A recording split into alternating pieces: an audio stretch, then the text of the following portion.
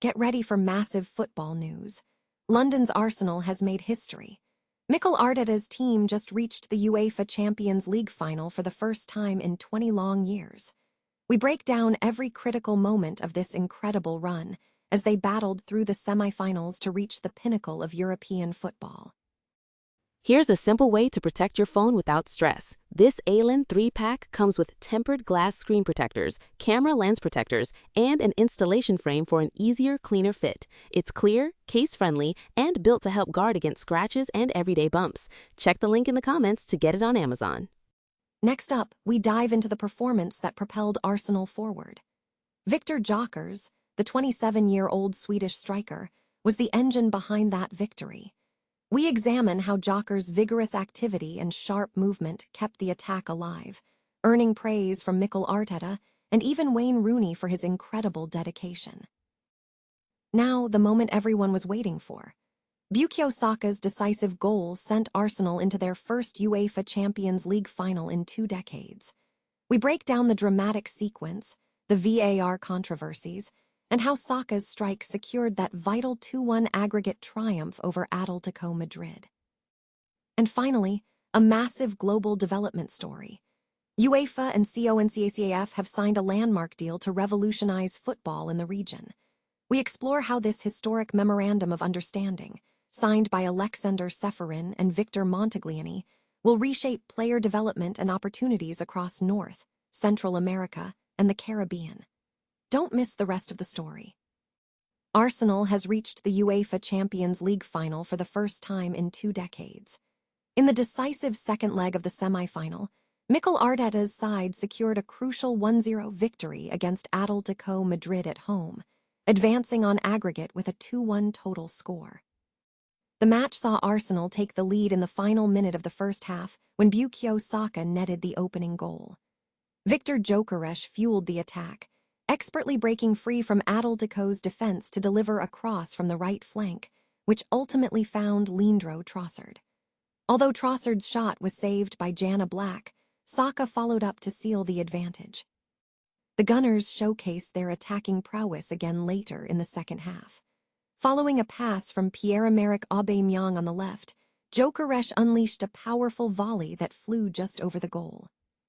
Atletico Madrid, under coach Diego Simon, reacted aggressively, utilizing all 5 of their available substitutions in 2 distinct stages.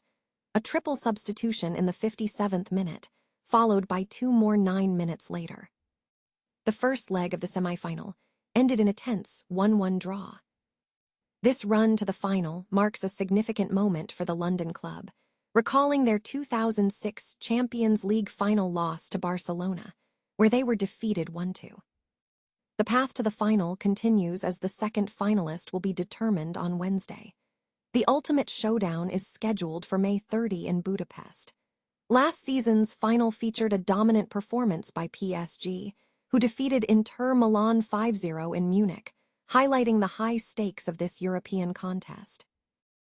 Viktor Gyökeres, the 27-year-old Swedish striker, played a pivotal role in Arsenal's progression to the UEFA Champions League final, following a hard-fought victory over Atletico Madrid in the second leg of the 2025-26 UCL semi-final at the Emirates Stadium.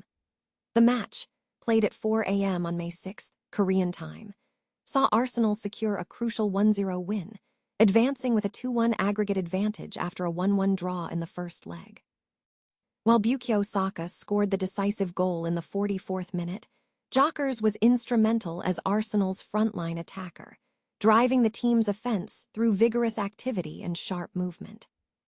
British Sky Sports praised Gyökeres' performance, noting that despite missing a chance to seal the match in the second half, his contribution was significant.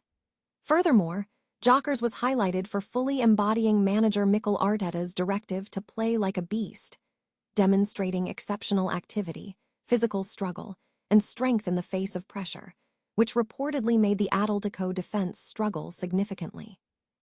Manager Arteta further commended Gyökeres, stating that the fans cheered whenever he defended the ball from the front and praising the incredible dedication he showed for the team. Wayne Rooney, who watched the game, also spoke highly of the player. Rooney acknowledged the pressure Gyökeres has faced, but emphasized that his energy and activity were key factors in the team's success, noting that Jokkers' contributions were vital to Arsenal's advancement.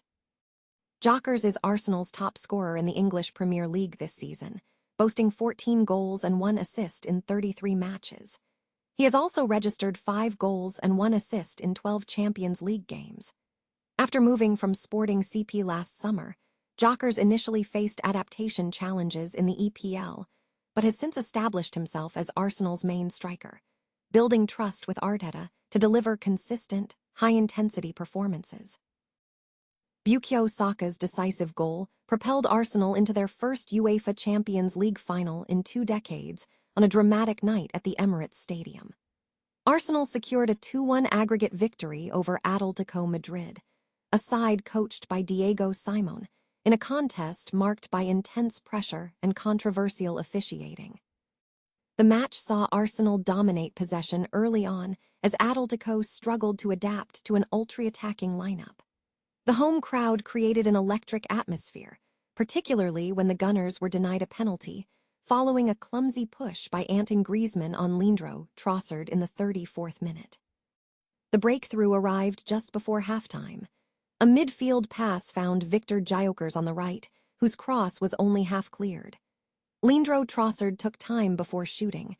Jan Oblak made a save, but the ball found Bukayo Saka, who drifted between the defenders to tap it home. Atletico Madrid reacted swiftly to the changing dynamics, making 5 substitutions within the first 15 minutes of the second half, including Julian Alvarez, Ademola Lookman, and Antoine Griezmann. However, the visitors were dissatisfied with the officiating. Controversies frequently plagued the game. Giuliano Simon was denied a penalty after a challenge by Gabriel Magalhaes, a situation where no VAR intervention was made. Furthermore, Antoine Griezmann was substituted in the 66th minute, following a penalty appeal after a reckless challenge by Ricardo Calafiori, which the referee had already blown for a foul by Mark Pubel on Gabriel, suggesting a potential VAR decision. Arsenal had opportunities to extend their lead, with a sweeping cross from Piero Hincapié deflected over the bar by Gyökeres. The Swede performed well leading the line, but Arsenal ultimately lacked the necessary finishing touch. Atletico Madrid struggled offensively, exemplified by Alexander Sorloth miscuing when put through on goal, summarizing a night that was close but ultimately insufficient for their Champions League campaign. UEFA and CONCACAF have finalized a landmark memorandum of understanding to significantly bolster football development across the region. Signed during the 76th FIFA Congress, the agreement establishes a flexible framework for collaboration spanning player development, coaching, refereeing, and administration, effective until June 2031. The deal was formally inked by UEFA President Alexander Ceferin and CONCACAF President Victor Montagliani. A key component of the partnership involves UEFA extending invitations for boys and girls, youth teams from CONCACAF member associations to participate in select European youth tournaments, offering crucial international exposure and development pathways. Ceferin emphasized the strategic value of the alliance, stating, "Europe and the CONCACAF region are home to some of the world's most diverse football cultures, from deep-rooted traditions to fast-growing, innovative environments. By connecting these experiences, we can strengthen development pathways, raise standards, and offer new opportunities throughout the game." The comprehensive agreement also outlines several tangible collaboration areas. These include exchange programs at major tournaments, joint efforts in club licensing, and cooperative initiatives in coach education, potentially leading to the mutual recognition of qualifications. Referees and instructors will benefit from shared training opportunities and the possibility of officiating in each other's competitions. The partnership will be strategically supported by the UEFA Together program, focusing on long-term development projects and regular strategic meetings. CONCACAF President Victor Montagliani expressed strong optimism regarding the initiative.